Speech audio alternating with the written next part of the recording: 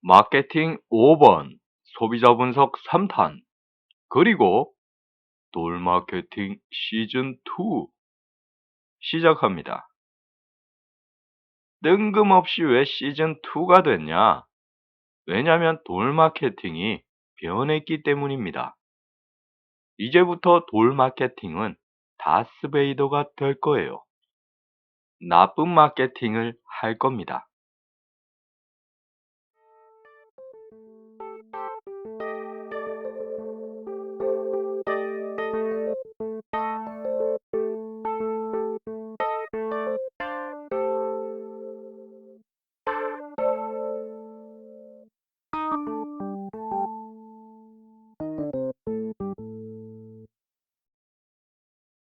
긍정과 부정에 대해 간단하게 알고 가겠습니다. 마케팅을 할 때 긍정을 말할 건가, 부정을 말할 건가? 이거를 생각해 봐야 돼요.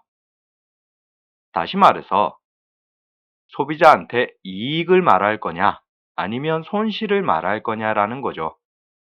예를 들면 먼저 긍정. 현금으로 결제하시면 10% 깎아드려요. 다음 부정. 카드로 결제하면 거기 적힌 가격 다 내야 돼요. 어때요? 긍정과 부정, 이익과 손실. 그런데 우리는 긍정적인 표현에는 익숙합니다. 저런 거 많이 봤어요. 근데 부정적인 표현은 왜 낯설까요? 왜 부정적으로 말하는 가게나 마케팅이 없을까? 왜냐하면 이런 경우는 소비자가 긍정을 좋아하기 때문입니다. 할인해 주는 걸 좋아해요. 근데 사실 카드로 결제하면 제값을 다 내야 된다. 이게 손실은 아니에요. 원래 제 가격을 내는 거고 본전입니다. 그런데 소비자는 이거를 본전이 아니라 손실이라고 인식해요. 부정적인 표현 때문에 자기가 손해라고 받아들이는 겁니다. 그리고 사람한테는 좀 치사한 경향이 있어요. 같은 양이라도 이익보다는 손실을 더 크게 받아들입니다.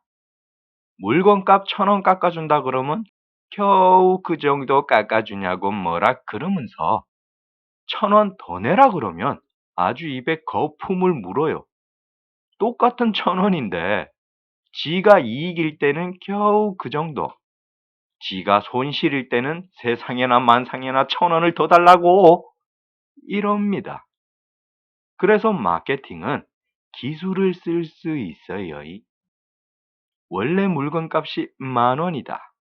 그러면 가격표를 살짝 고쳐가지고 12,000원 적어 놓습니다. 그리고 할인해주는 쿠폰을 뿌리는 거죠. 쿠폰 내고 거기에 현금 결제까지 하는 사람은 합계 2,000원 깎아주는 겁니다. 이거는 뭐 원펀치 3강냉이죠.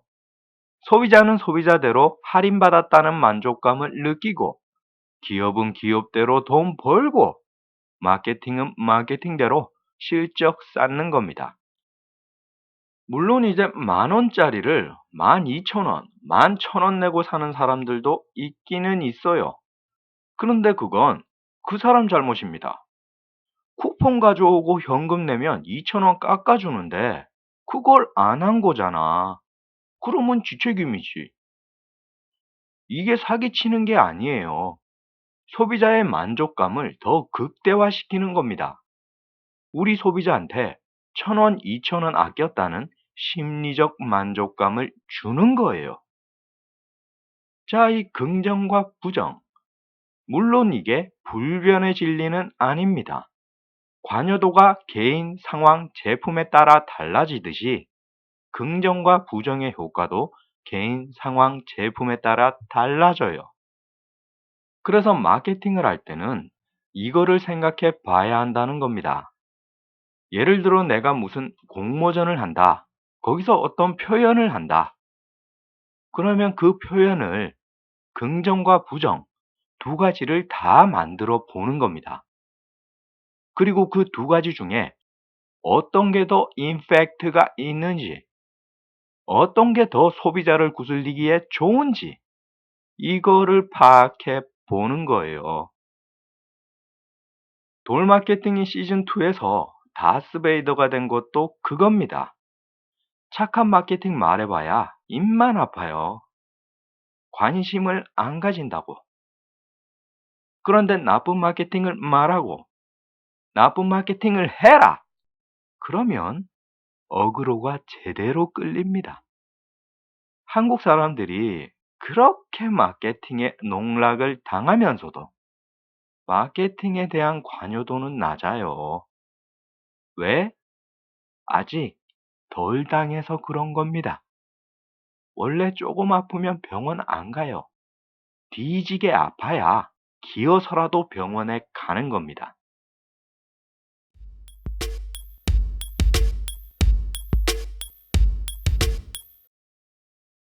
소비자 의사결정 과정. 이러니까 뭐 되게 있어 보이고 어려워 보이죠? 근데 이거 껌입니다. 그리고 지금까지 돌 마케팅을 보신 여러분은 이미 알고 계십니다. 제가 의사결정 과정이라고 딱 찍어서 설명하진 않았지만 마케팅이나 잡서를 통해서 계속 흘려왔어요. 이건 앞으로도 계속 그럴 거예요. 무슨 이론, 무슨 모델, 이런 거를 지칭해서 알려드리기보다는 그냥 이상한 소리, 제가 한 경험, 흑역사, 이런 거를 말하면서 슬쩍슬쩍 흘릴 겁니다. 그래야 쉬워요. 원래 마케팅은 쉬운데 이거를 막 이론, 모델, 영어 써가면서 알려드리면 여러분들이 오해를 합니다. 마케팅이 어려운 거라고 오해를 해요. 근데 아니거든. 마케팅은 상식이에요. 상식으로 이해하는 겁니다. 그리고 중요 포인트 하나. 제가 이상한 소리, 헛소리, 개소리, 고양이 소리 하는 거, 그 중에 마케팅 깔려 있는 게 있어요. 돌 마케팅은 기획을 통해 만들어지고요. 그렇다는 건 제가 하는 말과 행동이 대부분 기획된 거라는 겁니다. 자, 그래서 소비자 의사결정 과정. 이거는 소비자가 어떻게 생각을 하고 결정을 내리고 행동을 하고 그 행동 후에는 또 어떤 짓을 하는지를 알려주는 겁니다. 그럼 제일 먼저 문제인식을 보자고요. 이거는 뭐 설명이 필요한가? 말 그대로 문제를 인식하는 거예요. 이거 욕구랑 관여도 알려드릴 때 했던 겁니다. 내가 지금 어떤 욕구가 불만족돼 있어. 배고파, 무서워, 외로워, 인정받고 싶어, 착하게 살고 싶어. 이런 욕구가 발생되면 그게 바로 문제 인식인 겁니다. 내가 지금 뭔가가 부족하고 불만족돼 있다는 걸 인식하는 거예요. 그래서 나는 그 문제 해결을 위해 의사결정 과정을 시작하는 거죠. 인간은 당연히 그런 겁니다. 그리고 관여도 중에 상황적 관여는 뭐예요? 소비자가 처한 상황에 따라 문제인식을 하는 거예요. 그럼 제품에 따른 관여는 뭡니까? 제품 특성에 따라서 문제인식을 하는 겁니다. 어때요? 문제인식 다 알고 있는 거죠? 돌 마케팅을 보시는 여러분은 여러분이 생각하는 것보다 훨씬 더 많은 걸 알고 계십니다. 제가 전에도 잠깐 말씀드렸었어요. 그냥 들으면서 실실 웃다 보면 여러분 머릿속에 마케팅이 남는 겁니다. 그리고 제가 잡설 4번인가? 마케팅이 소비와 수요를 만들어낸다는 말도 했었죠. 그것도 이 문제인식이랑 같이 가는 겁니다. 비누만 쓰던 사람한테 각질 제거하라 그러고 각질 제거한 사람한테 노폐물 제거하라 그러고, 노폐물 제거한 사람한테 독소 제거하라 그러고, 그런 식으로 계속해서 새로운 문제인식을 하게 만드는 거예요. 마케팅이 문제인식을 하지 않는 소비자가 문제인식을 하게끔 새로운 문제를 계속 만들어서 앵기는 겁니다. 요거에 대해서 살짝 추가 설명을 드리면, 옛날에는 소비자의 욕구를 찾아서 제품을 그 욕구에 맞추는 게 마케팅의 주된 일이었어요.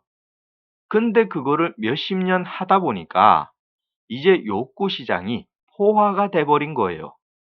이미 욕구 만족을 위한 제품이나 서비스가 쫙 깔려 있어. 그래서 마케팅의 주된 업무도 바뀌었습니다. 이제는 욕구에 제품을 맞추는 게 아니라 제품으로 새로운 욕구를 만들어내거나 기존에 존재하던 욕구를 변형시켜요. 그리고 소비자들은 이거에 참 잘 따라왔습니다. 나쁘게 말하면 잘 낚였어요. 혹시 아젠다 세팅이라는 말 들어본 적 있으신가요? 한국말로 하면 의제 설정. 아마 한국말보다는 그냥 아젠다 세팅을 들어봤던 분들이 더 많으실 겁니다.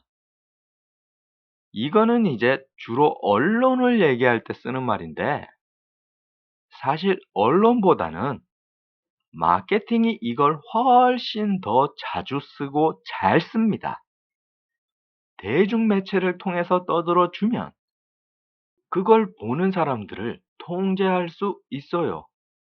좋게 말하면 의제 설정이고 아젠다 세팅이지만, 나쁘게 말하면 세뇌입니다. 사람들이 중요하다고 생각하는 거, 사람들이 좋다고 생각하는 거를 의도적으로 조작할 수 있다는 거예요. 예로 들었던 피부 미용만 해도 그렇습니다. 그냥 냅다 광고만 해가지고는 각질 제거, 노폐물 제거, 독소 제거, 그런 새로운 수요와 문제인식을 일으키기가 어려워요. 그래서 대중매체를 통해서 새로운 수요와 문제인식을 퍼뜨리는 거예요. 상업성이 있는 광고를 뛰어넘어서 콘텐츠의 형식으로 접근하는 겁니다. 무슨 정보 프로그램, 뷰티 채널, 여성 잡지 등등등등.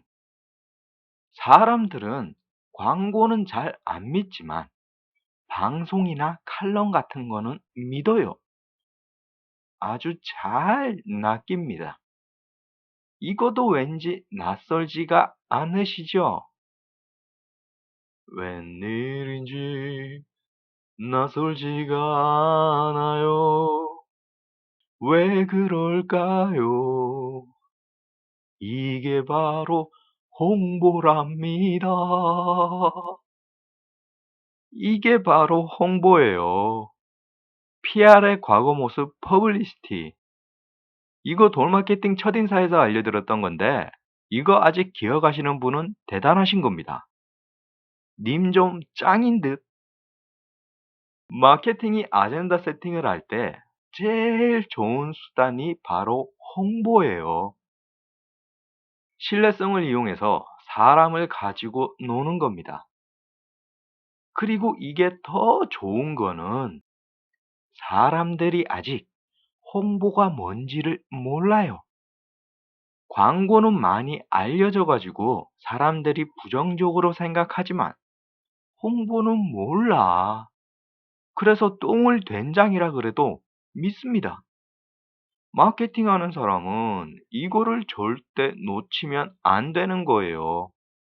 사람들이 아직 모를 때 홍보로 꿀 빨아야 됩니다. 요거 좋아.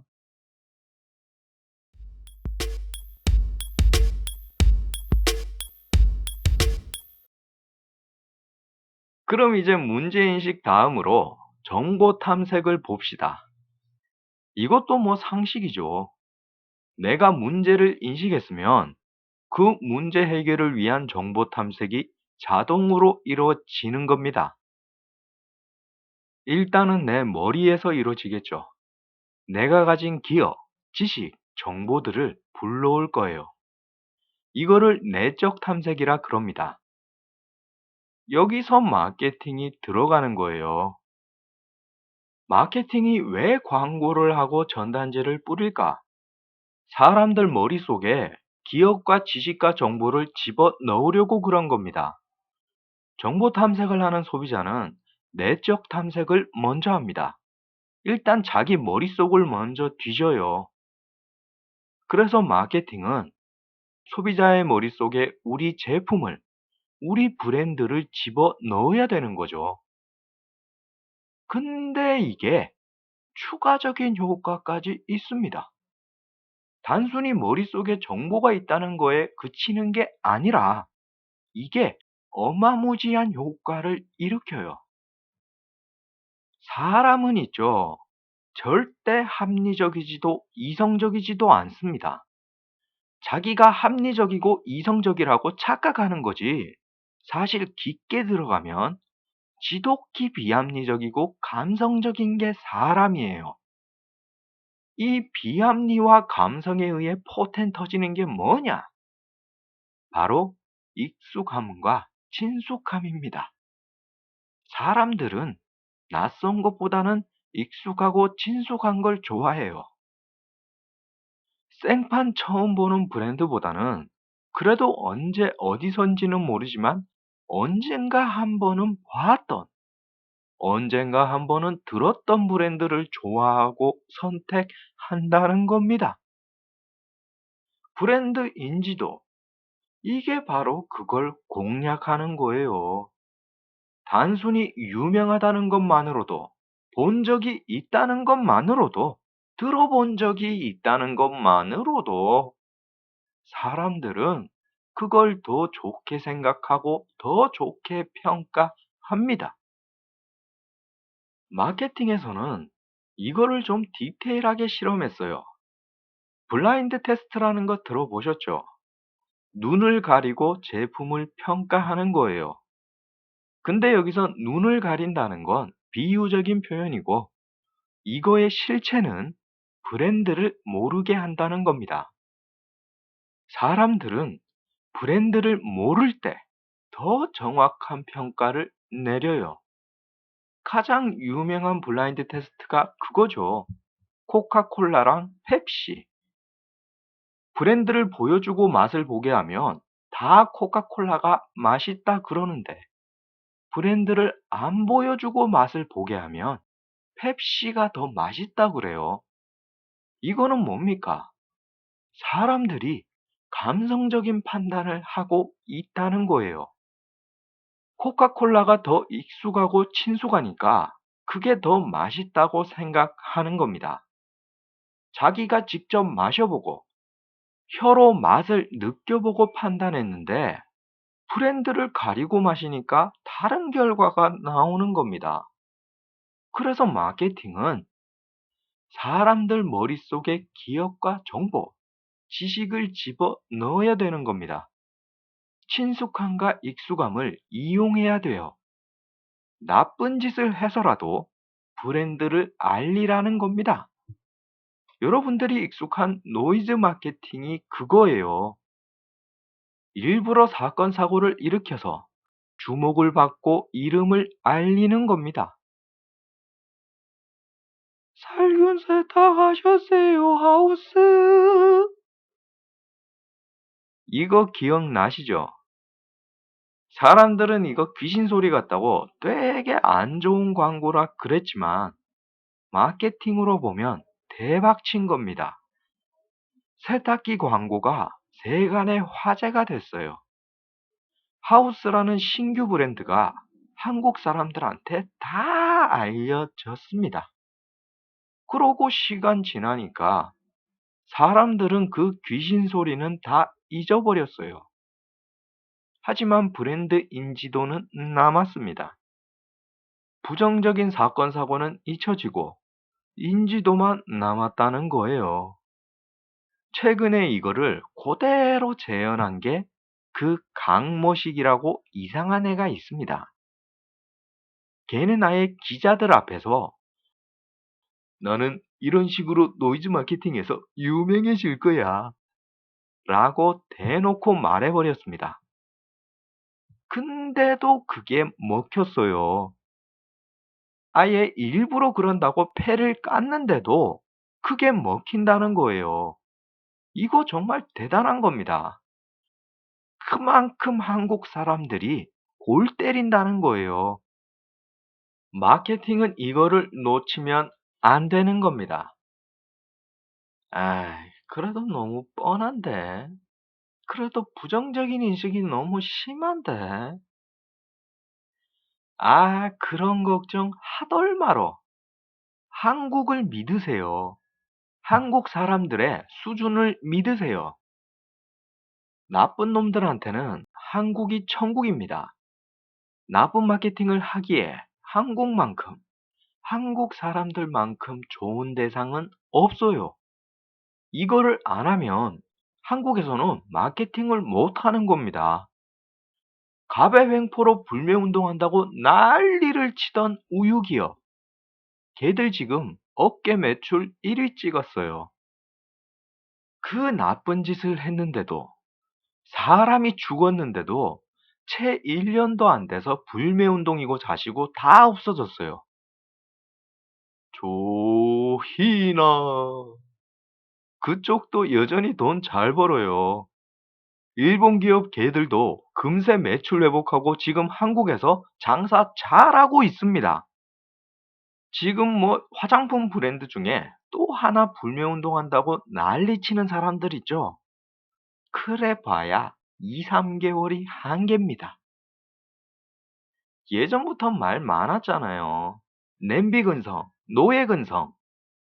그게 한국이고 한국 소비자예요. 뭔 짓을 해도 금방금방 잊어버립니다. 그러니까 걱정은 하덜 말고 나쁜 짓을 해서라도 인지도 올리면 되는 겁니다. 자, 그래서 사람은 정보 탐색을 할 때 일단 내적 탐색을 먼저 해요. 근데 내적 탐색에서 제대로 된 정보를 얻지 못했다. 정보가 부족하다. 그러면 외적 탐색으로 넘어갑니다. 요즘은 그거죠. 인터넷 검색하는 거예요. 여기서 우리는 또 기술을 사용할 수 있습니다. 인터넷은 뭐예요? 정보가 차고 넘치는 정보의 바다죠. 이거를 이용하는 겁니다. 일반적으로 사람은 깊고 오래 생각하는 걸 싫어해요. 게으릅니다. 그래서 우리 브랜드의 인지도에 따라 인터넷을 조작할 수 있어요. 만약 우리 브랜드가 좀 유명해.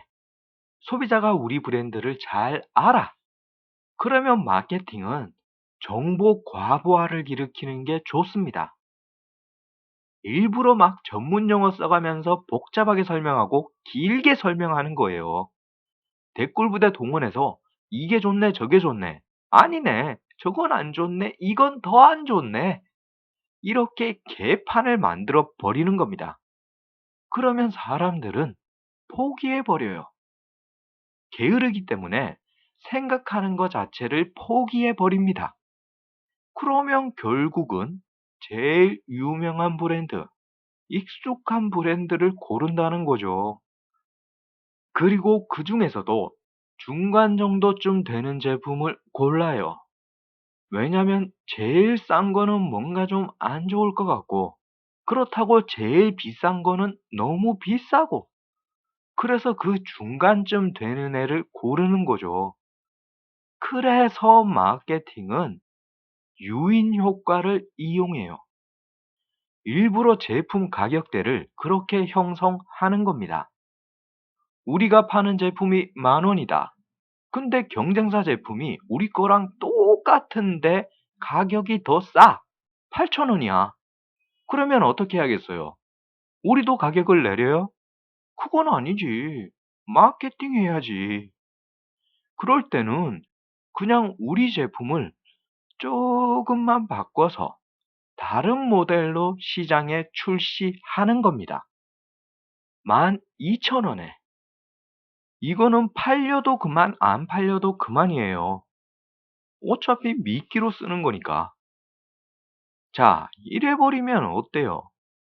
우리 제품은 10,000원, 경쟁 제품은 8,000원. 근데 우리가 미끼로 출시한 제품이 12,000원. 이러면 소비자는 우리 제품을 구입할 확률이 높아지는 겁니다. 우리 제품이 딱 중간에 있어서 사람들이 마치 합리적인 제품인 것처럼 지가 합리적인 선택을 하는 것처럼 생각하거든요. 이런 기술이 많이 쓰이는 게 어떤 분야냐면 전자제품 쪽이에요. 컴퓨터, 휴대폰, 선풍기, 세탁기, 밥솥 그런 것들. 사람들이 제품을 제대로 파악하기 힘든 것들. 그런 제품들은 제일 싼 거랑 제일 비싼 거는 매출 잘 안 나와요. 중간에 끼어 있는 제품들이 유인 효과를 받아서 기똥차게 팔립니다. 그리고 궁극적으로 기업이 팔려고 했던 것도 바로 그 중간에 끼인 제품인 거예요. 제일 싼 거는 일부러 거지같이 만듭니다. 왜? 제일 싼 거니까. 만약에 제일 싼 게 금방 고장나고 못 쓰게 됐다. 그러면 그건 제일 싼 거라서 그런 거예요. 싼 게 비지떡이지 제일 싼 거에 뭘 바래.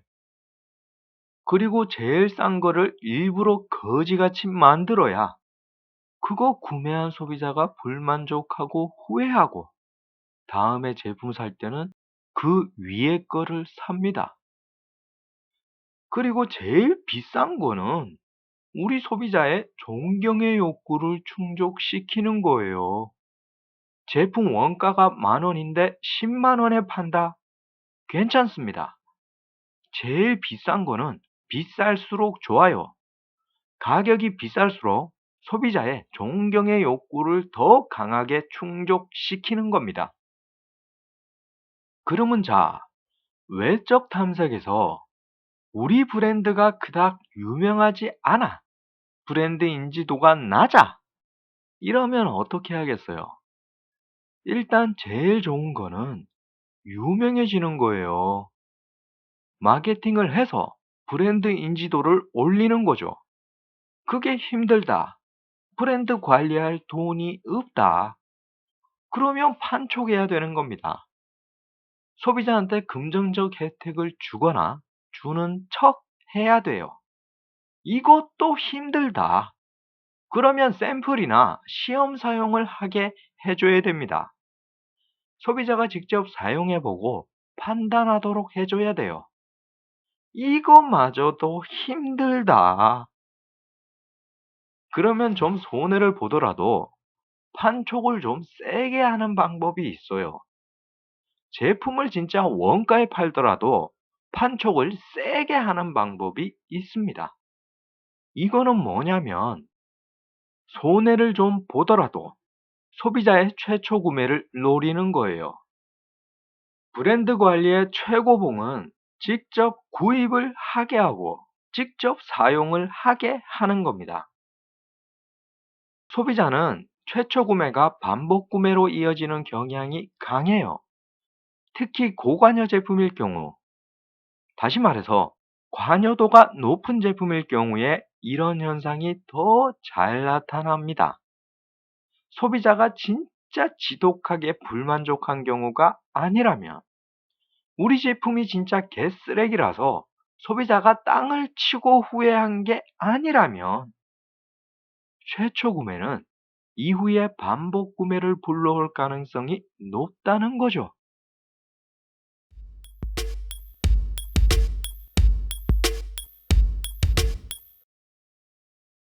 이어서 대안평가.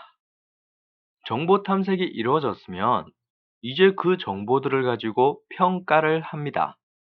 뭐가 더 중요하고 뭐가 덜 중요하고 뭐는 탈락, 뭐는 통과 이런 거.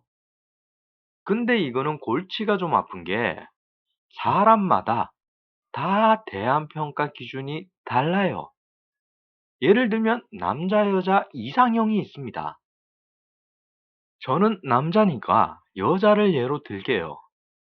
성격, 가치관, 관심사, 외모, 건강. 제가 여자를 평가하는 기준은 이렇습니다. 순서대로 중요도가 높아요. 외모가 의외로 뒤쪽에 가 있죠? 이거는 제가 위선자라서 그런 게 아니라 실제로 그래요. 왜냐면 제가 아는 사람 중에 진짜 미스 코리아 명치 때리는 여자랑 결혼한 사람이 있어요. 그런데, 어, 이거는 진짜 큰일 날 수도 있겠네요. 이거는 제가 자세하게 말을 안 하겠습니다.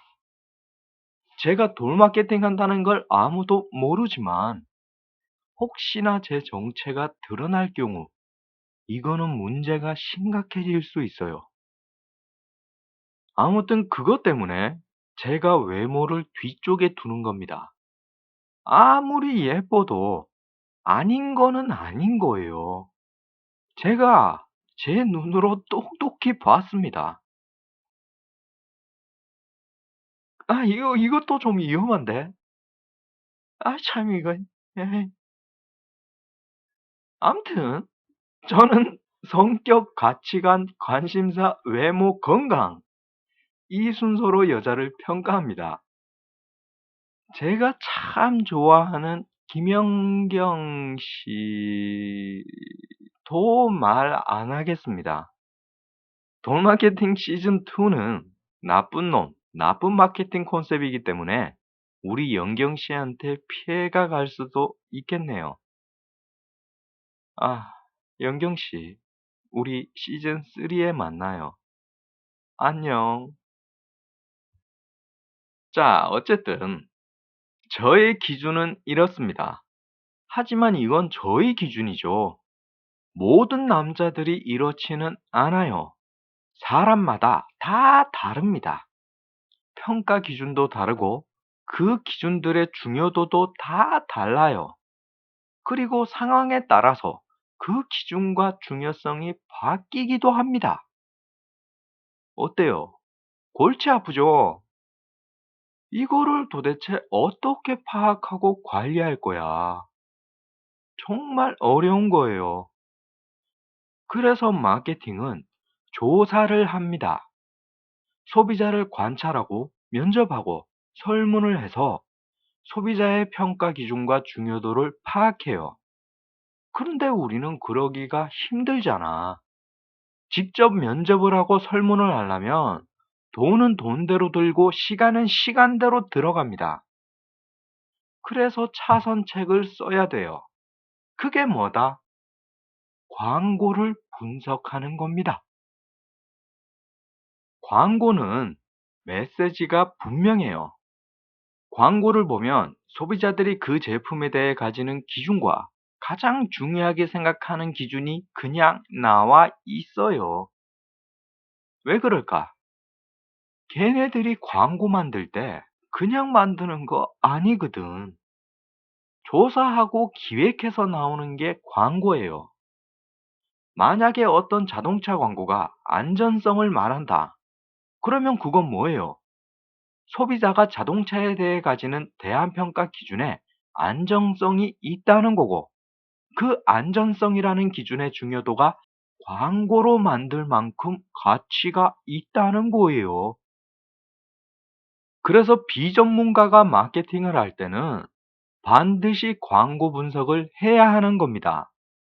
만약 공모전을 한다 그러면 그 공모전을 주최하는 기업이 과거에 어떤 광고를 했는지, 광고를 통해 어떤 말을 했는지를 알아봐야 된다는 거예요. 그리고 같은 시장에 있는 경쟁 기업들의 광고는 또 어떤지, 걔들은 또 어떤 말을 하고 있는지도 알아봐야죠. 이거를 알아보면 그 제품에 대한 소비자의 평가 기준과 중요도를 역추적할 수 있습니다. 직접 소비자를 면접하고 설문해서 얻는 것보단 이렇게 광고를 분석해서 뽑는 게 훨씬 효율적이고 효과적이에요. 요거 중요합니다. 비전문가는 다시 말해서 사회조사 분석을 제대로 배우지 않은 사람은 면접과 설문을 제대로 진행하기가 힘들어요. 그리고 설령 이론적인 부분을 배웠다 해도 그걸 직접 실행하는 건 더 어렵습니다. 이거는 숙련도가 필요한 부분이라서 이론을 안다고 다 되는 게 아니에요. 그래서 광고 분석을 추천하는 겁니다. 광고 분석하는 거는 쉽잖아요. 한국에 어려운 광고 없습니다. 한국 소비자 눈높이에 맞춰서 제작되기 때문에 한국 광고는 분석하기가 쉬워요. 만약에 돌 마케팅을 보는 여러분이 광고 분석을 하는데 도대체 저 광고는 뭔지 모르겠다. 광고의 메시지를 파악하기가 힘들다. 그러면 그 광고가 잘못된 겁니다. 돌 마케팅을 보고 마케팅에 대한 지식이 있는 여러분조차 제대로 이해를 못하는 광고라면 그거는 일반인들한테는 택도 없는 광고라는 겁니다. 광고를 잘못 만든 거예요.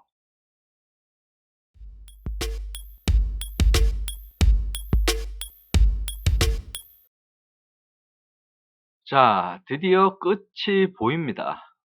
구매 그리고 구매 후 행동. 구매는 말할 필요 없죠. 사는 거예요. 문제인식을 하고 정보 탐색을 하고 대안 평가까지 한 소비자가 제품을 사는 겁니다. 구매도 이론으로 들어가면 여러 가지가 있는데 그거는 크게 중요하지 않아요. 몰라도 됩니다. 단, 요거는 알아야 돼요. 구매 접점이라는 게 있습니다. 구매를 하는 바로 그 타이밍, 소비자가 물건을 딱 집어드는 그 타이밍, 그거를 노리는 마케팅도 있어요. 요거의 주된 수단으로 사용되는 애가 판촉이랑 인적 판매입니다. 요거 여러분들 다 경험하셨던 거예요. 마트나 편의점에 가면 제품 진열대에 뭐가 짜들이 붙어 있죠. 그냥 제품 이름이랑 가격만 적어 놓는 게 아니라 특가 세일, 파격 할인, 무슨 조사 1위, 판매율 1위, 원 플러스 투 이런 조그만 광고들이 따닥따닥 붙어 있습니다. 그게 바로 접점 광고예요. 소비자의 구매 접점을 노린 광고입니다. 문제인식을 하고 정보 탐색을 하고 대안 평가까지 해서 그래, 난 뭐뭐를 사겠소. 그러고 갔는데 정작 매장에 들어가서는 그런 접점 광고에 눈이 헷가닥 해가지고 다른 걸 사는 거예요. 이런 경우가 굉장히 많습니다. 소비자가 구매를 하는 그 순간에 깜빡이도 안 켜고 훅 들어오는 거예요. 그러면 이거는 어떤 경우에 잘 발생할까요? 저관여 제품에서 자주 발생합니다.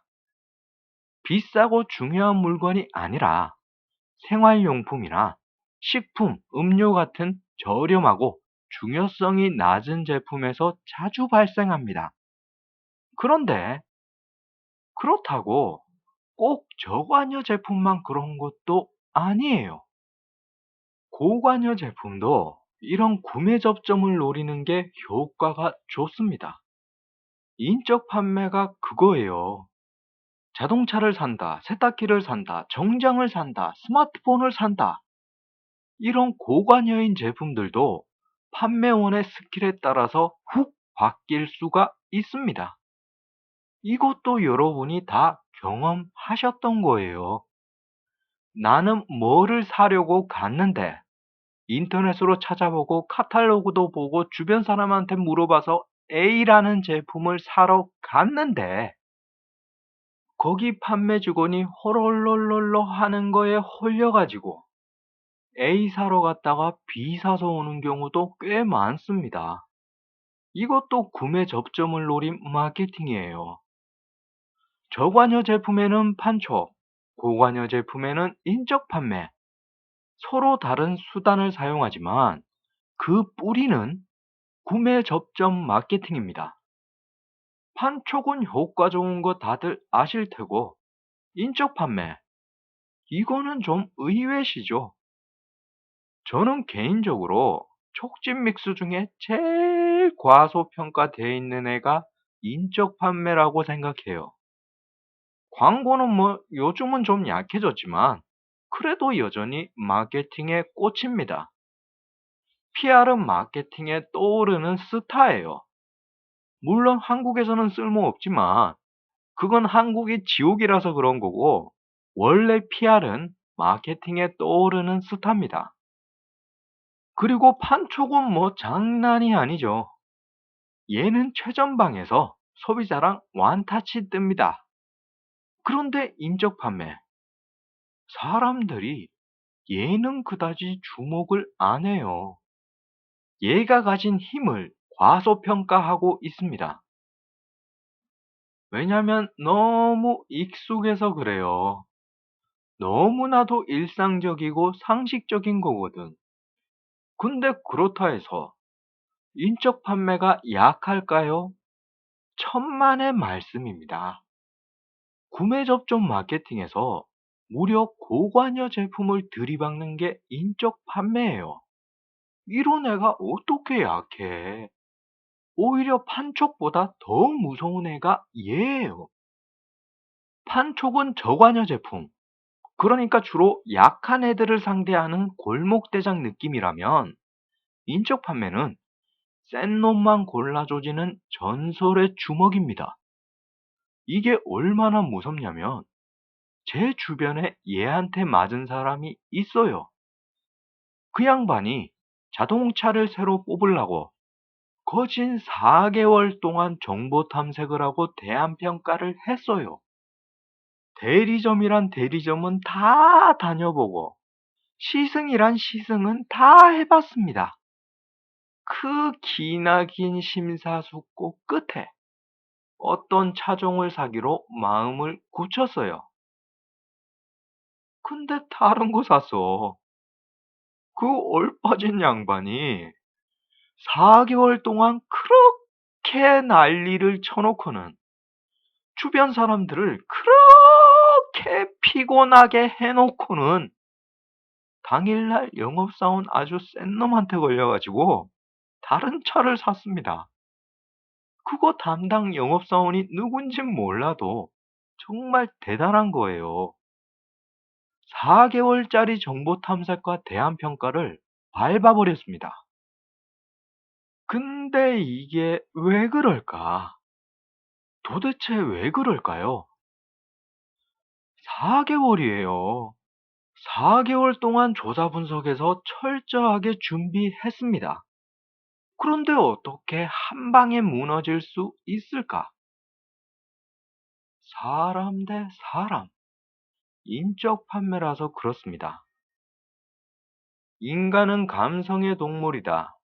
이거랑 맥락이 같은 거죠. 제가 잡설에서 약장수 이야기했던 거 기억나시나요? 바로 그겁니다. 환술사. 사람의 천적은 사람입니다. 더군다나 고관여 제품일 경우에는 사람은 사람을 믿을 가능성이 높아요. 브랜드를 믿는 거랑 비슷한 겁니다. 그 제품에 대해 잘 모르겠어. 너무 복잡하고 어려워. 내가 결정 내리기가 힘들어. 이때 그 결정을 도와주는 게 브랜드죠. 브랜드 인지도고 브랜드 애호도입니다. 근데 그런 브랜드보다 사람을 더 믿는 경우가 있어요.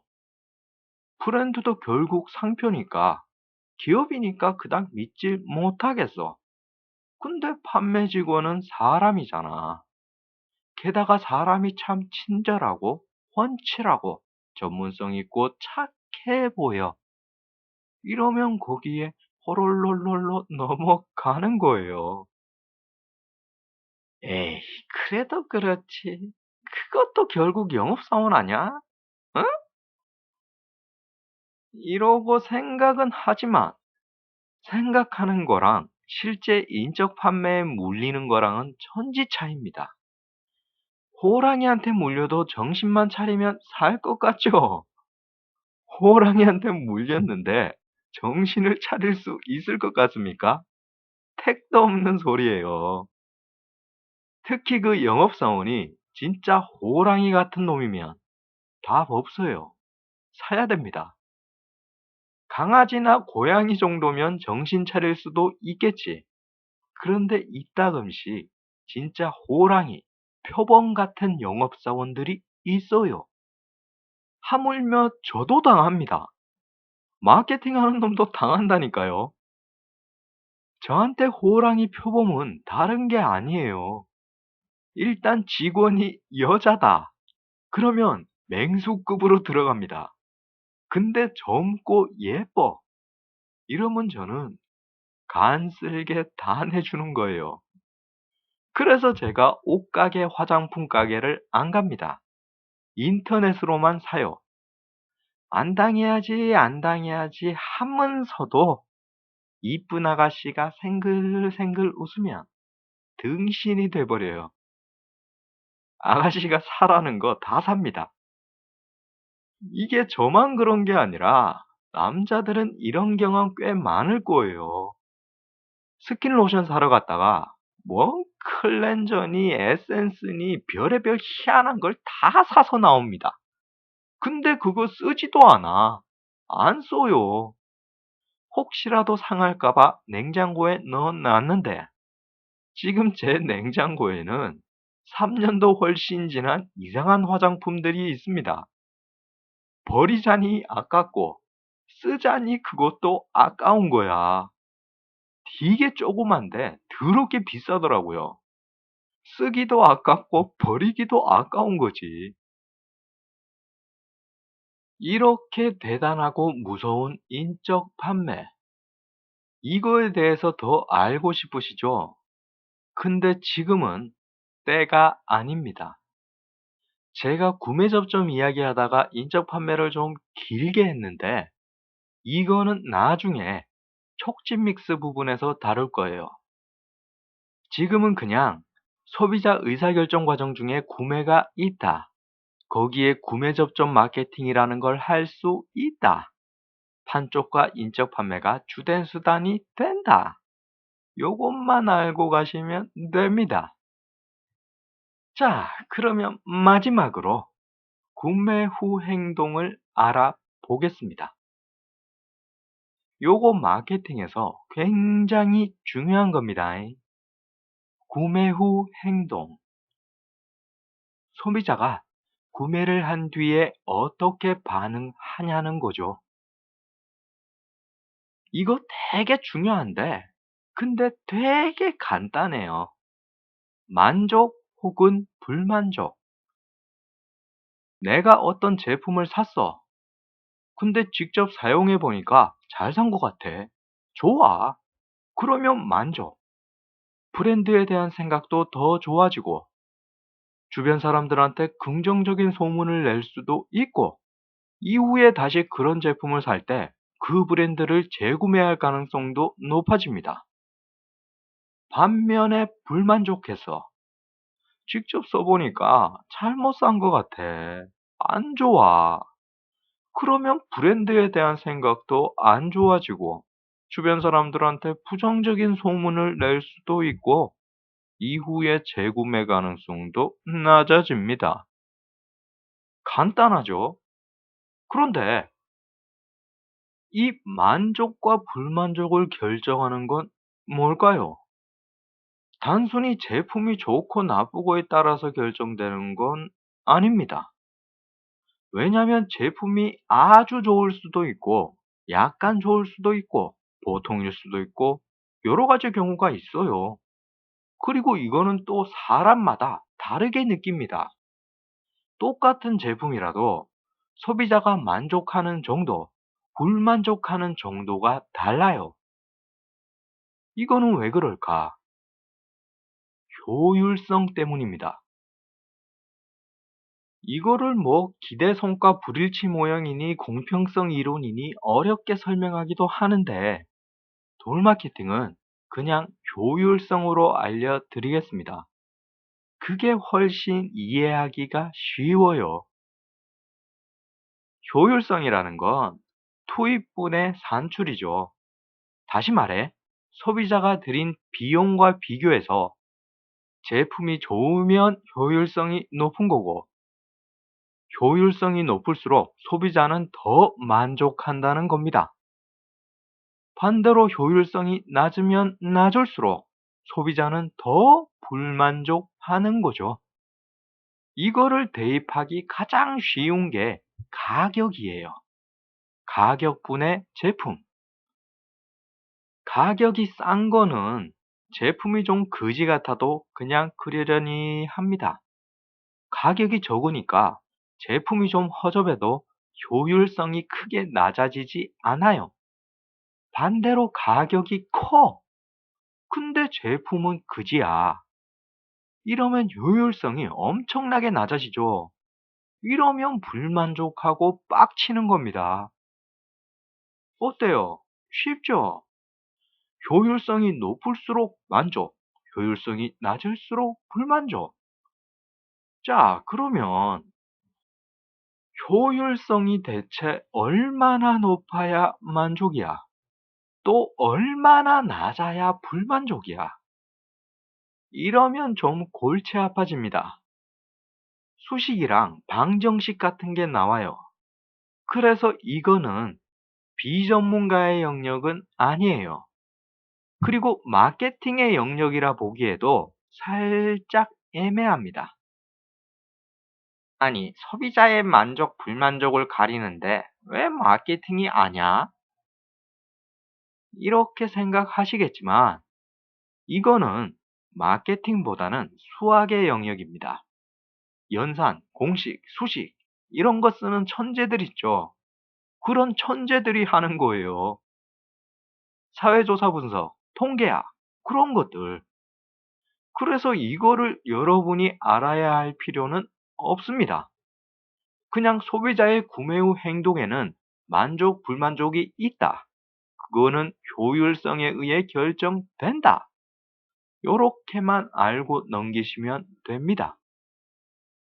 그리고 여러분이 공모전을 하거나 내 가게 마케팅을 직접 해보는 경우에는 일이 훨씬 간단해져요. 소비자를 만족시켜야죠. 불만족한 소비자는 만족시키고 이미 만족한 소비자는 더 만족시키면 되는 겁니다. 전문가들처럼 만족의 정도를 조절할 필요까지는 없어요. 다만 이거는 조심해야 됩니다. 기대가 크면 실망도 크다. 마케팅을 너무 삐까번쩍하게 해버리면 이게 소비자의 만족을 떨어뜨리는 경우도 있습니다. 말 그대로 그거예요. 기대가 크면 실망도 크다. 마케팅을 너무 크게 벌려놓으면 소비자가 실제로 제품을 사용하고 평가할 때 느끼는 실망도 커져요. 마케팅 보고 막 대단한 줄 알았는데 실제로 보니까 그저 그런 거지. 요즘 아주 TV에서 난리를 치는 맛집 있죠. 크게 여기에 딱 들어맞는 사례예요. 맛집이라고 아주 그냥 연예인들이 우와, 우와, 이러면서 감탄을 합니다. 근데 막상 내가 거기 가서 먹어보면 어때요? 그 정도는 아니에요. 맛이 없는 건 아니지만 TV에서 봤던 것처럼 우와, 와 이런 거는 아니라고. 맛이 있기는 있지만 그 정도는 아니다. 이런 식으로 소비자의 평가가 낮아집니다. 소비자의 만족이 낮아지는 현상이 발생해요. 그래서 혹시라도 식당 하시는 분들 중에 이런 맛집 마케팅을 생각하고 계신 분들은 신중하셔야 돼요. 맛집으로 소개되면 우리 가게 이름은 널리 알릴 수 있겠지만 우리 음식에 대한 소비자의 만족은 오히려 낮아질 가능성도 있는 겁니다. 제가 계속 못생겼다고 말하는 것도 그거예요. 나는 잘생겼다. 그래도 평균은 된다. 이런 식으로 말했다가는 혹시라도 제 얼굴이 드러나는 날에 돌을 맞습니다. 야, 그게 어떻게 잘생긴 거야? 네 얼굴이 어떻게 평균이야? 이러면서 사람들이 화를 내고 돌을 던져요. 근데 나는 못생겼어요. 정말 더럽게 못생겼어요. 이렇게 말하고 다니면 나중에 혹시라도 제 얼굴이 드러났을 때 사람들이 돌을 안 던집니다. 야, 그래도 저 정도면 뭐 봐줄 만은 한 것 같아. 더럽게 못생긴 건 아니지 않냐? 이럴 겁니다. 기대가 크면 실망도 크다. 이거는 반대로 생각하면 기대가 작으면 실망도 작다는 거예요. 그리고 실망이 작다는 건 소비자가 만족할 가능성이 높다는 겁니다. 그래서 마케팅은 의도적으로 소비자의 기대를 낮추기도 해요. 일부러 마케팅을 좀 덜하고 못하는 거지. 이거에 딱 맞는 사례가 있습니다. 한국 대기업들 중에 이런 마케팅을 하는 기업이 있어요. 일부러 마케팅을 더럽게 못하는 척 하는 기업이 있습니다. 그래서 사람들이 저 기업은 제품은 좋은데 마케팅이 등신이야. 이런 말까지 해요. 근데 그거는 말이 안 되는 거죠. 기업의 마케팅이 일반인들 입에서 쟤들은 마케팅 정말 못한다. 라는 말이 나오는 마케팅을 할 것 같습니까? 상식적으로 생각해 보세요. 걔들 수천만 원, 수억 들여서 마케팅 합니다. 그리고 대기업 마케팅 부서에 있는 사람들은 전부 후덜덜한 능력자들입니다. 저 같은 찌끄레기는 그 사람들 앞에 서면 찍소리 못할 정도의 능력자들이에요. 근데 마케팅을 그렇게 허접하게 한다는 게 말이 된다고 생각해요? 아니죠. 걔들은 일부러 그러는 겁니다. 일부러 마케팅을 허접하게 하는 거예요. 걔들이 노리는 건 사람들 입에서 저 기업은 제품은 좋은데 마케팅이 등신이야. 아하하하하. 이런 말이 나오도록 하는 거예요. 소비자의 기대를 낮춰서 실망을 작게 하고 궁극적으로는 제품과 기업에 대한 만족도를 높이는 겁니다. 걔들 진짜 대단한 거예요. 그냥 다 좋다, 최고다, 뛰어나다. 이런 게 1차원적인 마케팅이면 걔들처럼 한번 꺾어서 들어가는 건 2차원입니다. 차원이 다른 마케팅이죠. 그래서 지금 온라인 커뮤니티 같은 데 보면 사람들이 그 기업의 광고들을 일부러 찾아서 봅니다. 마케팅 진짜 못한다고 아하하하하 웃으면서 봐요. 그러면 그 댓글에는 자칭 전문가들이 출동해서 막 제품 정보를 알려줍니다. 사실 저 제품은 이러이러한 장점이 있는데 쟤들 마케팅은 등신이라서 그런 걸 광고 안 했어. 어휴, 멍청한 놈들. 과연 진짜 걔들이 그러그러한 장점을 광고 안 했을까요? 했어요. 그런 댓글 다는 당신이 대신 광고를 해준 겁니다. 그걸 노린 거예요. 여러분, 똑똑과 내가 등신 같은 짓을 하는 거는 둘 중에 하나입니다. 진짜 등신 중에 상등신이든가 아니면 사전에 다 기획된 거든가. 지금 예로 들고 있는 기업 같은 경우는 철저하게 기획을 한 거예요. 기업의 마케팅이 상등신일 확률보다는 기획을 했을 가능성이 더 높은 겁니다. 참 재밌죠? 일부러 허접한 마케팅을 하고 그 허접한 마케팅으로 뛰어난 성과를 얻었습니다. 저는 개인적으로 지금 한국에서 최고의 마케팅을 꼽으라면 이거라고 생각해요. 정말 잘했어요. 자, 사례 이야기 하다 보니까 좀 길어졌는데 길 잃으시면 안 됩니다. 지금 구매 후 행동을 알려드리고 있어요. 만족, 불만족은 소비자가 느끼는 효율성이다. 기대가 크면 실망도 크다. 그래서 기대를 낮추는 마케팅도 있다. 이게 다 구매 후 행동에 관한 내용들이에요. 그럼 이제 진짜 마지막으로 구매 후 부조화를 알려드릴 겁니다. 이거 어떤 거랑 말이 비슷하죠? 인지부조화, 인지부조화, 구매 후 부조화, 구매 후 부조화, 인지부조화. 똑같은 겁니다. 정확히 말하면 인지부조화를 마케팅의 관점으로 해석한 게 구매 후 부조화예요. 이거는 간단합니다. 소비자가 구매 후에 심리적 불편함을 느끼는 거예요. 내 구매가 과연 옳은 것인가? 내가 이걸 잘 산 걸까? 이런 걱정과 불안함을 느끼는 겁니다.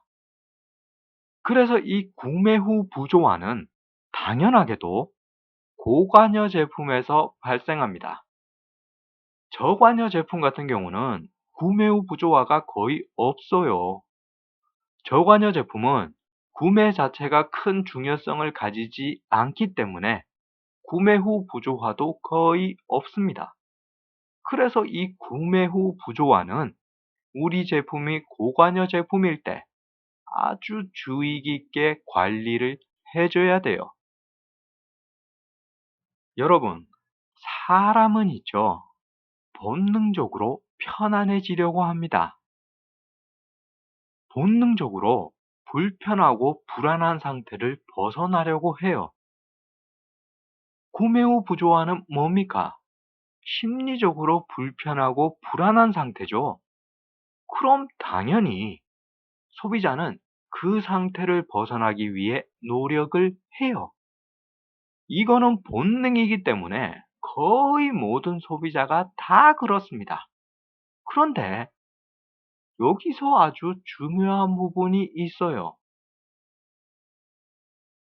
사람은 자기가 유리한 쪽으로 생각한다는 겁니다. 본능적으로 편안해지려고 노력을 하는데 그 노력하는 것까지도 자기한테 유리하게 한다는 거예요. 그래서 자신의 행동, 그러니까 자신의 구매를 합리화하고 그런 합리화의 부정적인 정보는 회피하거나 감소시키고 급기야는 자신의 구매가 가지는 중요성까지도 낮춰버립니다. 내가 틀렸다. 내가 잘못 샀다. 내가 호구다. 이런 거를 의도적으로 부정한다는 거죠. 그래야 자기가 편해지거든요. 이거는 이성이나 객관성과는 거리가 멀어요.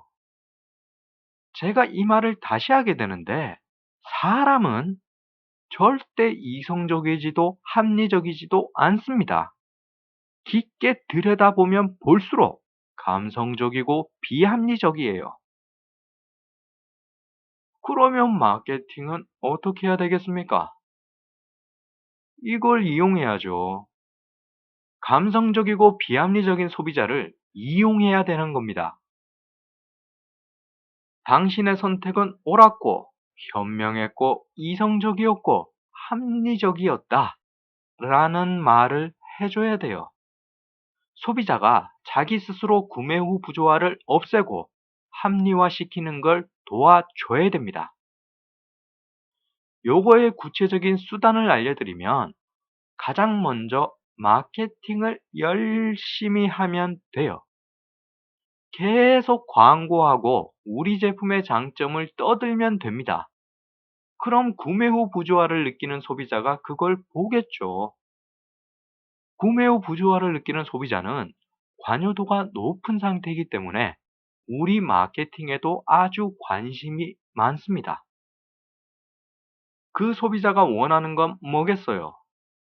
자기가 산 제품이 좋다는 걸 확인받고 싶은 거예요. 자기가 호구가 아니라고 믿고 싶은 겁니다. 그래서 마케팅은 우리 제품의 장점을 계속해서 떠들어 줘야 돼요. 그거를 보고 구매 후 부조화를 겪는 소비자가 합리화를 하도록 해 줘야 됩니다. 그리고 고객 관리도 아주 좋은 수단이 됩니다. 제품을 구매한 소비자한테 전화나 문자로 안부를 묻고 제품은 잘 사용하고 있는지를 묻는 거예요. 다시 말해서 소비자가 자기가 계속 케어받고 있다는 느낌, 기업이 제품 판매 후에도 자기를 신경 써준다는 느낌을 받도록 하는 겁니다. 그리고 요즘 시대에 절대 빠져서는 안 되는 인터넷 관리.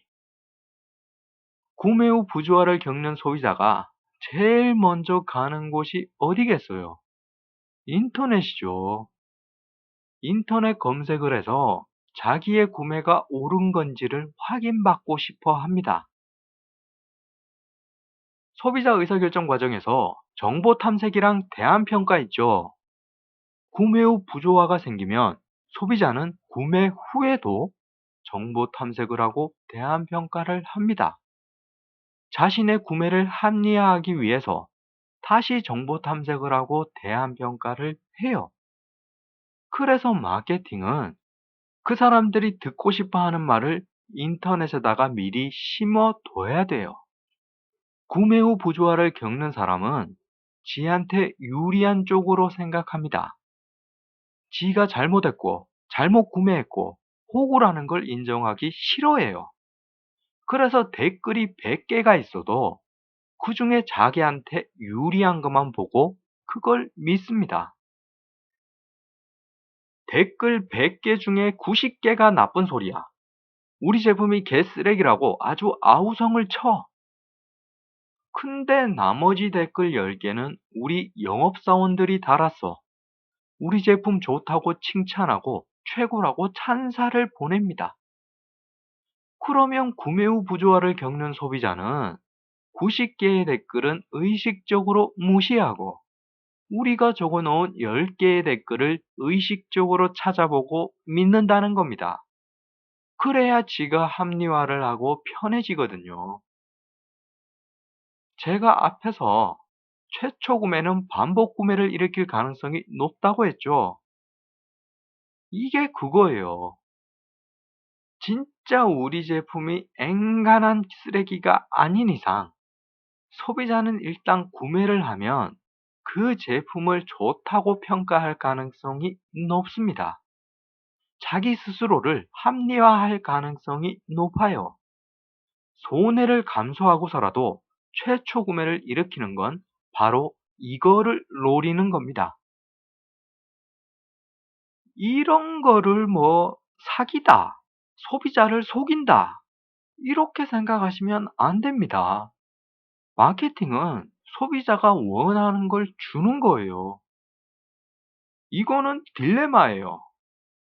사실 세상에 딜레마 아닌 게 어디 있겠냐마는 마케팅은 특히 딜레마가 많습니다. 마케팅이 과연 소비자의 눈높이를 높여야 하는가? 아니면 그냥 소비자 눈높이에 맞춰서 이용해 먹어야 하는가? 이거에 대한 답은 없어요. 뭐는 착하고 뭐는 나쁘다라고 할 수도 없습니다. 딜레마예요. 사탕을 아주 좋아하는 아이가 있다고 해보자고요. 얘는 밥 대신 사탕을 먹어. 하루 종일 그냥 사탕만 빨고 있는 거예요. 근데 그 엄마가 계속해서 사탕을 줍니다. 왜? 아이가 먹고 싶어 하니까. 아이가 사탕을 좋아하니까. 이거를 엄마가 잘못했다, 엄마가 나쁘다라고 할 수 있습니까? 아이의 건강을 생각한다면 그럴 수도 있겠지.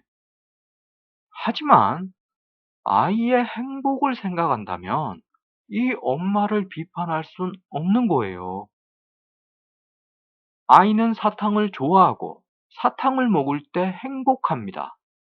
엄마는 아이의 행복을 위해 사탕을 주는 거예요. 마케팅은 이거보다 더합니다. 대상이 어린아이가 아니라 어른입니다. 어른들이 사탕을 좋아해요. 그래서 마케팅도 계속 사탕을 주는 겁니다. 그래야 어른들이 편해지고 행복해지니까. 아이와 엄마의 경우에는 솔직히 엄마가 잘못했다고 생각하는 사람이 많을 거예요. 왜냐면 애니까 애를 엄마가 제대로 키워야 된다고 생각할 겁니다. 근데 마케팅은 어른이잖아. 소비자는 어른이에요. 그 어른이 밥은 안 먹고 사탕만 쭉쭉 빤다 그러면 그건 그 사람 잘못입니다. 마케팅이 엄마예요? 마케팅이 소비자를 키워야 됩니까? 아니잖아요. 제가 착한 마케팅, 나쁜 마케팅 그런 말을 쓰기는 하는데 사실 그거 자체가 말이 안 되는 겁니다. 마케팅은 죄가 없어요. 한국 사람들이 그렇게 생겨 먹은 겁니다. 여러분 스스로 한번 되돌아보세요. 여러분이 제품을 고려할 때 혹은 제품을 구입할 때 그걸 만든 기업이 착한 기업인지 나쁜 기업인지 생각하십니까? 그 기업이 얼마나 공정한지, 그 기업이 사회적 책임을 수행하고 있는지 이런 거 생각해 본 적이 있으세요? 없을 거예요. 없으니까 한국 대기업들이 그 난장을 까면서도 여전히 돈 잘 버는 겁니다. 없으니까 가베횡포 우유기업이 다시 업계 매출 1위를 하는 거예요. 그러면서 대기업을 욕하고 마케팅을 욕해? 장난하지 마세요. 이. 대기업이랑 마케팅은 죄 없습니다. 솔까말로 소비자들이, 한국 사람들이 불매운동 독하게 가버리면 대기업도 죽어요. 소비자들이 안 사주면 그 기업은 죽습니다. 근데 그게 안 되잖아. 대기업이 정치랑 붙어먹어서 그렇다고요? 변명하지 마세요. 대기업이 정치랑 붙어먹었다 해서 정권이 대기업의 이익을 대변한다 그래서 여러분이 꼭 그 기업 제품을 사야 됩니까? 정부에서 여러분한테 반드시 이 기업의 제품을 사시오 이럽니까? 아니죠? 한국 소비자들이 그렇게 생겨 먹은 거예요.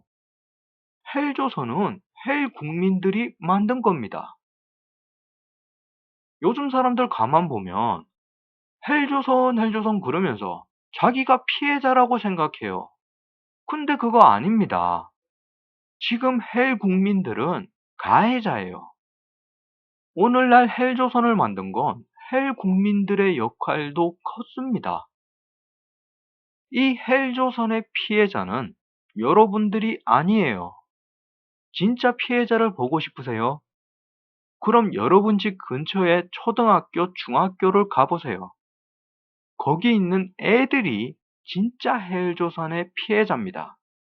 여러분은 가해자고 어린 아이들이 피해자예요.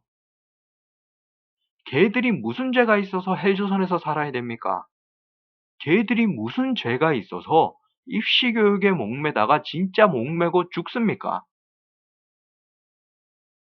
여러분 때문이에요. 저 때문입니다. 우리 모두 헬조선의 가해자예요. 대기업 때문에 그렇다, 매국노 때문에 그렇다, 종북 빨갱이 때문에 그렇다, 역사 교과서 때문에 그렇다. 전부 개소리 하고 있는 겁니다.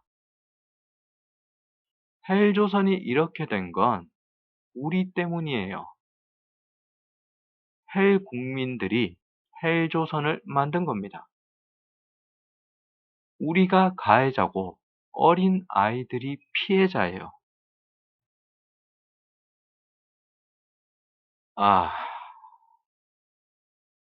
제가 다스베이더 컨셉이라서 돌 마케팅이 좀 어두워지는데 그겁니다. 대기업 욕하지 마세요. 마케팅 욕하지 말고 정치 욕하지 마세요. 정 욕하고 싶으면 거울 보고 하세요. 정 죽창을 들고 싶으면 제일 먼저 자기 배에 죽창 꽂으세요. 대기업이 지 혼자 땅 파먹고 큰 거 아닙니다. 물건을 만들어서 장사를 했고 그 물건을 사준 게 한국 소비자예요. 한국 소비자가 대기업을 키운 겁니다. 한국 사람들은 대기업 욕할 자격 없어요. 마케팅도 지가 하고 싶어서 나쁜 짓 하는 거 아닙니다. 한국 소비자가 원하는 게 나쁜 짓이에요. 한국 사람들은 나쁜 마케팅 욕할 자격도 없는 겁니다.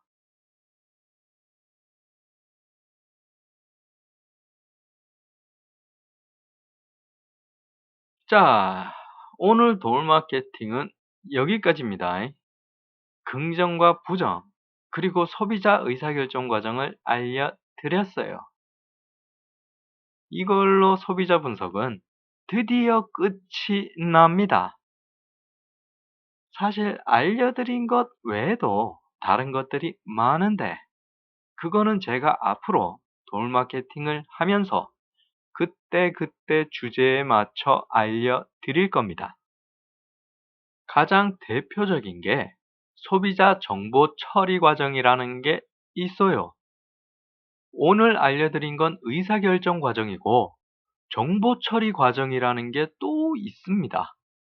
근데 이거는 나중에 촉진 믹스 광고를 알려드릴 때 말씀드릴 거예요. 정보 처리 과정 이거는 소비자 분석보다는 광고에서 다루는 게 더 적합합니다. 그리고 오늘 알려드린 소비자 의사결정 과정, 이거에 대해서 반드시 아셔야 할 게 있습니다. 그건 바로 모든 소비자가 이런 체계적인 의사결정을 하는 건 아니라는 겁니다. 이거는 뭐 당연한 거죠. 사람마다 인지적 능력이라는 게 달라요. 다시 말해서 생각하는 능력이 다릅니다. 똑똑한 사람이 있으면 멍청한 사람이 있고 부지런한 사람이 있으면 게으른 사람도 있는 거죠. 그리고 똑똑하고 부지런한 사람이라 해도 제품이나 상황에 따라서 덜 생각하거나 아예 생각을 안 할 수도 있는 겁니다. 이거 왠지 전에 들어본 것 같죠? 관여도, 관여도가 딱 이랬잖아요. 관여도에 따라서 소비자 의사결정 과정이 변한다는 겁니다. 그럼 이렇게 생각해 볼 수 있어요. 저관여 제품에는 어떤 의사결정이 나타날까? 상대적으로 엄청 단순하거나 아예 의사결정 과정이 생략될 수도 있는 겁니다. 이거를 관성적 구매라고 하는데 쉽게 말하면 그냥 습관처럼 구매하는 거예요. 저관여 제품이기 때문에 뭐 크게 신경 안 쓰고 그냥 브랜드를 아는 제품, 전에 써봤던 제품을 그냥 다시 구매하는 겁니다. 여러분, 생각하는 것도 노동이에요. 소비자 의사결정 과정, 문제인식하고 정보 탐색하고 대안 평가하는 거, 이것도 노동이고 인지적 비용입니다. 한국은 이거를 되게 하찮게 생각하는 경향이 있어요. 사무직이 편하다. 책상 앞에서 펜대 굴리는 게 뭐가 힘드냐? 그리고 멍청한 부모들이 자기 자식한테 하는 말도 있습니다. 나는 뼈 빠지게 벌어서 학비되는데 너는 가만 앉아서 공부하는 게 뭐가 힘들어? 학교 갔다 왔으면 얼른 방에 들어가서 공부해. 한국에 이런 부모들 꽤 많습니다. 근데 이거 진짜 멍청한 거예요. 혹시라도 돌마케팅 보는 분들 중에 자기 자식한테 그런 말 하셨던 분 계시면 지금 당장 가서 사과하세요. 자식 앞에 무릎 꿇어야 됩니다. 자기는 퇴근하고 나면 텔레비 보고 놀면서 애는 왜 학교 갔다 와서 또 공부해야 돼? 말이 안 되잖아요. 그럴 거면 자기도 퇴근하고 집에 와서 일해야 되는 겁니다. 응? 애는 학교에서 머리 빠지게 공부하는데 직장에서 일하는 게 뭐가 힘들어? 퇴근했으면 얼른 방에 들어가서 일해. 생각하는 것도 머리 쓰는 것도 노동이에요. 애들이 공부하는 것도 일이고 노동입니다. 이거를 절대로 과소평가하지 마세요. 애들이 공부하다가 그 젊은 나이에, 그 꽃다운 나이에 자살을 하는 게 헬조선이에요. 애들 좀 가만히 냅두세요. 게임도 하고, 스마트폰도 하고, 테레비도 좀 보게 냅둬요. 학교 갔다 온 것만으로도 걔는 이미 할 거 다 한 겁니다. 거기서 더 공부하고 말고는 걔가 자기 성장을 위해 선택할 일이지 부모가 강제할 일이 아니에요. 더 공부 안 하면 취업 못 한다. 더 공부 안 하면 한국에서 못 산다. 이거는 애들 때문에 그런 게 아니에요. 애들이 공부를 안 해서 취업을 못 하는 게 아니고 애들이 공부를 안 해서 한국에서 못 사는 게 아닙니다. 한국이 이 모양 이 꼬라지라서 그런 거지 애들 잘못이 아니에요. 애들을 헬조선에 맞추려고 하지 마세요. 헬조선이 잘못되어 있다는 거, 헬조선이 개 같은 나라라는 거, 그거는 우리 모두 명확히 알고 있잖아요.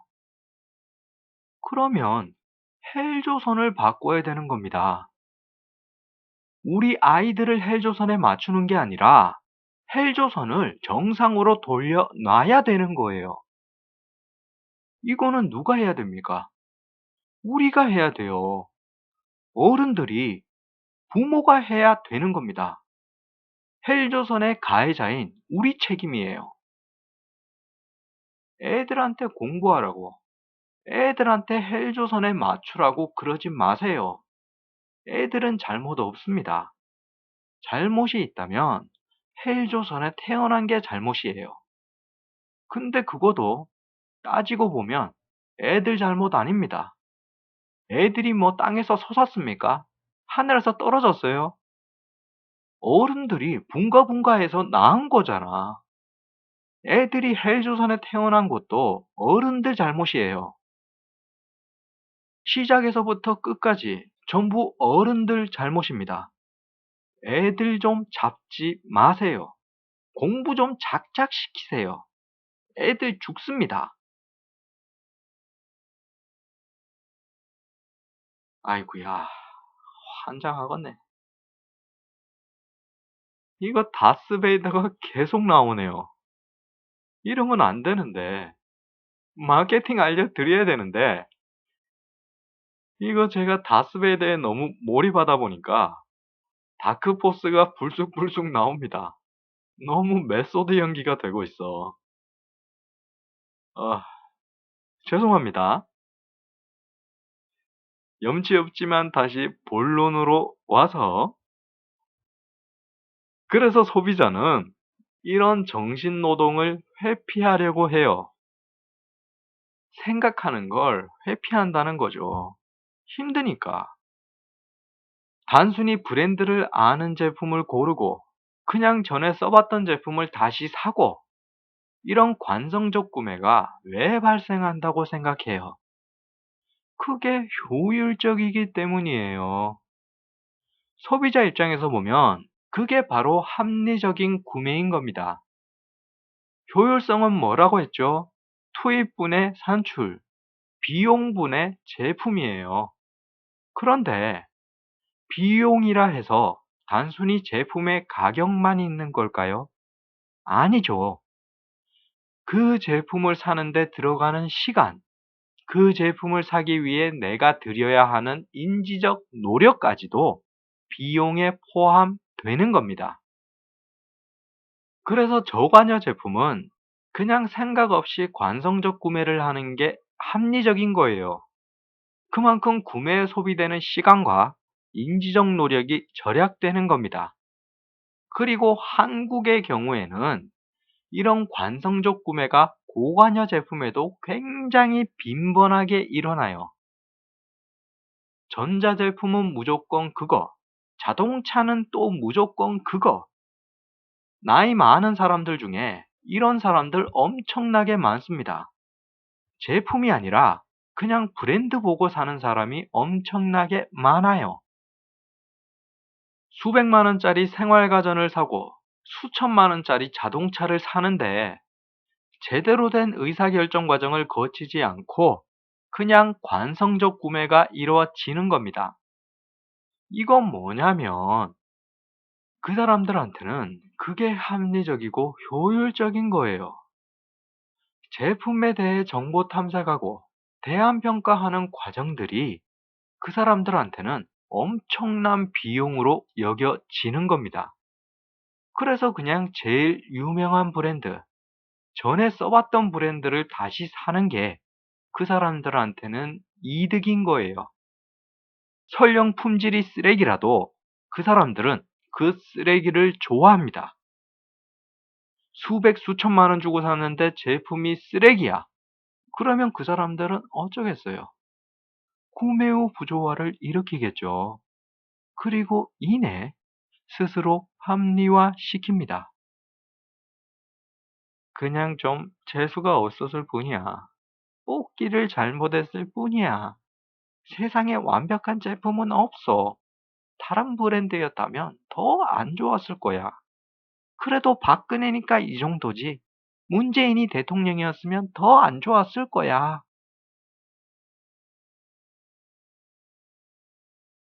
자, 그러면 도대체 소비자 의사결정 과정을 왜 알려준 거냐? 한국에서 그닥 필요도 없는 걸 왜 이렇게 길게 설명한 거냐? 필요하니까 그런 겁니다. 마케팅을 하는 사람은 이걸 기본으로 알고 있어야 돼요. 소비자가 생각이라는 걸 할 때, 한국 소비자들은 잘 안 하지만, 그래도 가끔씩 생각이라는 걸 할 때는 어떤 과정을 거치는지를 알아야 돼요. 그래야 그 과정을 탁탁 건드려 가지고 소비자를 등쳐먹을 수 있는 겁니다. 그래야 마케팅을 잘할 수 있는 거예요.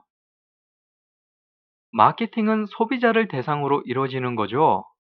그러면 당연히 소비자의 생각과 행동을 예측할 수 있어야 되는 겁니다. 관심법을 해야 된다는 거예요. 그리고 이게 마케팅에서만 쓰이는 것도 아닙니다. 예를 들어, 내가 어떤 여자한테 대시를 하고 싶어. 그러면 그 여자의 의사결정 과정을 한번 그려보는 거죠. 저 여자는 지금 솔로야. 남자친구가 없어. 근데 그거에 문제인식을 하고 있나? 아닌 것 같아. 친구도 많고 일도 바빠요. 이건 뭐예요? 지금 그 여자는 문제인식을 안 하고 있다는 거죠. 그러면 그 대시의 첫 단추는 그 여자로 하여금 솔로라는 거에 문제인식을 하게 하는 겁니다. 여차저차해서 문제인식 시키는데 성공했다. 그럼 이제 그 여자는 뭐 하겠어요? 정보 탐색을 하겠죠. 남자 연예인 누구가 취향이고, 주변에 있는 남자들 중에 누가 그나마 쓸만하고, 이런 거. 그러면 나는 어떻게 하겠어요? 그 정보 탐색에 내 이름을 넣어야 되는 겁니다. 그 여자의 정보 탐색 레이더에 내가 걸려야 되는 거예요. 자, 그래서 여차저차해서 정보 탐색까지 성공했어. 그럼 이제 또 그 여자는 뭐 하겠습니까? 대한평가. 이 남자는 이렇고, 저 남자는 저렇고, 나는 어떻고.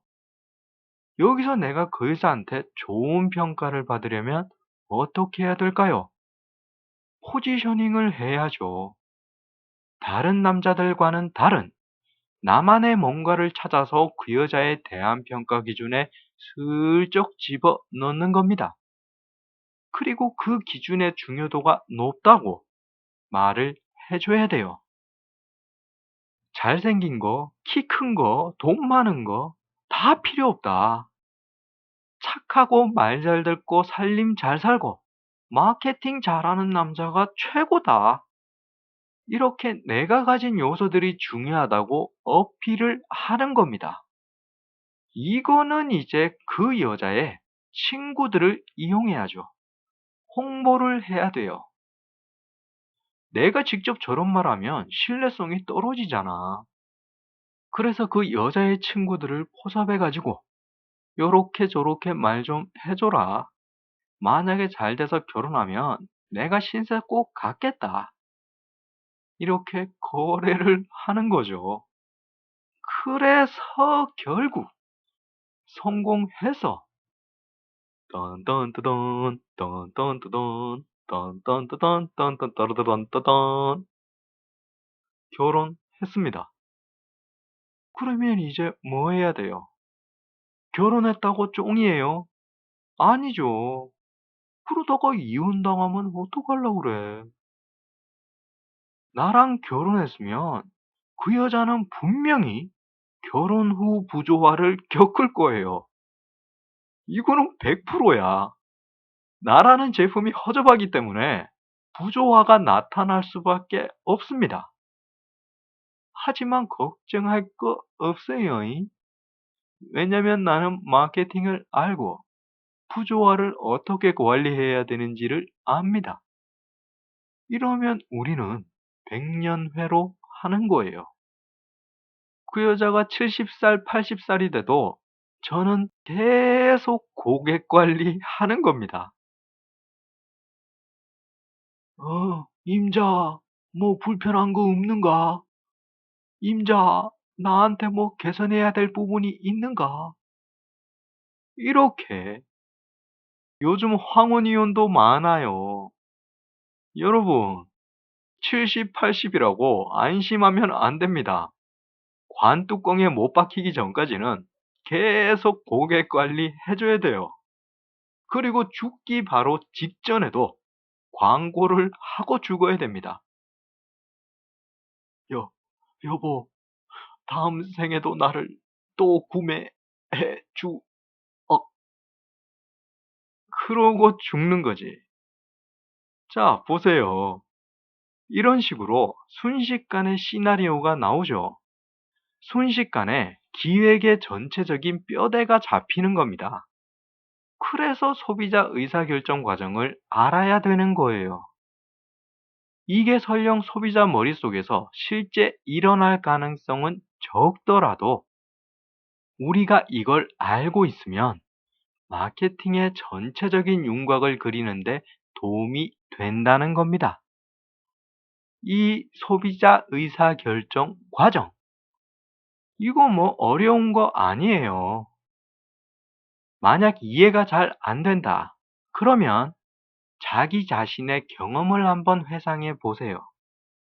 내가 제품을 구매할 때 했던 생각과 행동을 회상해 보면 이 의사결정 과정이 그대로 그려질 겁니다.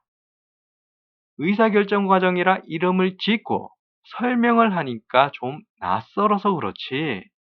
이거 사실 여러분이 다 했던 겁니다. 의사결정 과정에 있어서는 여러분이 전문가예요.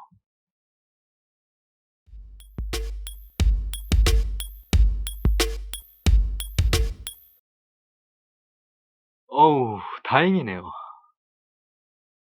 다스베이더가 불쑥불쑥 튀어나와서 걱정했었는데, 그래도 마지막 정리하면서 분위기가 좀 밝아진 것 같습니다. 그렇죠. 좀 밝아졌죠? 이거 지금 제가 여러분들 눈치 보는 거예요. 혹시나 화나셨을까봐 되게 걱정하고 있습니다. 죄송합니다. 근데 참 더 죄송스럽게도 다스베이더는 앞으로도 계속될 겁니다. 나쁜 마케팅을 하고 부정적인 표현을 쓸 거예요. 그래야 사람들의 마케팅 관여도가 높아집니다. 저도 힘들어요. 지금까지 돌마케팅 보신 분들은 아실 겁니다. 저 되게 착한 놈이에요.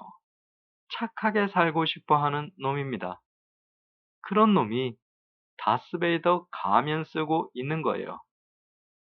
그러니까 너무 싫어하지는 마세요. 제가 뼛속까지 못생기긴 했어도 뼛속까지 나쁜 놈은 아닙니다. 진짜예요.